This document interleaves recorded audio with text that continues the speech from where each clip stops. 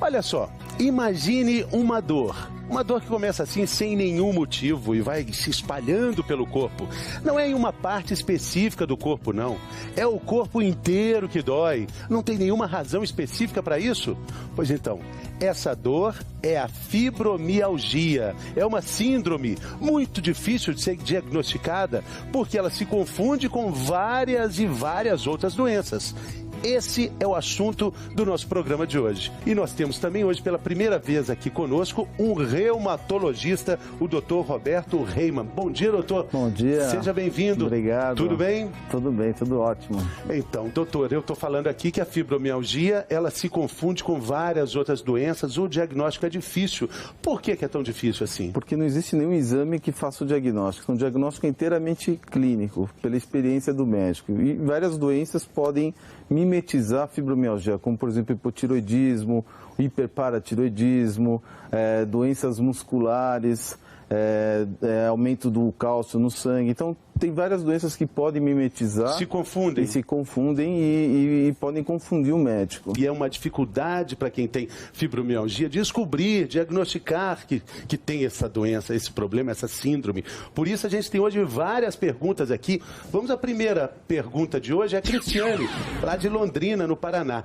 A fibromialgia pode ser desencadeada por causa de um esforço repetitivo, doutor Roberto? Então, esforço repetitivo por si só é muito difícil desencadear a fibromialgia, mas as consequências, por exemplo, a pessoa ficar muito tempo sentada na mesma posição, de uma forma inadequada, na postura inadequada, a pressão no trabalho, tudo isso pode acabar gerando um quadro de fibromialgia.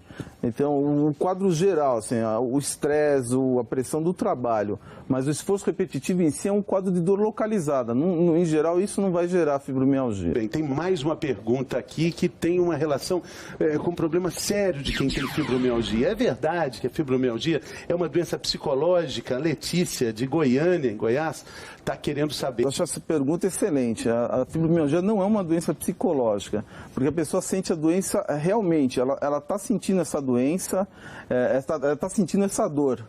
E tem estudos que comprovam e demonstram essa sensibilidade à dor. Ela sente, então não tem nada de psicológico na fibromialgia. É que assim, a parte psicológica afeta, pode piorar a fibromialgia da mesma forma que, por exemplo, o indivíduo pode ter uma má notícia e ter um infarto, ou o indivíduo pode estar deprimido e piorar do diabetes. Então, como a dor é uma coisa muito subjetiva e as pessoas pioram na fibromialgia quando pioram no quadro emocional, então dá aquela sensação de frescura quando elas pioram no quadro emocional e pioram da dor. Mas não tem nada de psicológico na dor da fibromialgia. E a gente vai ver agora aqui porque não existe nenhuma questão psicológica na dor da fibromialgia.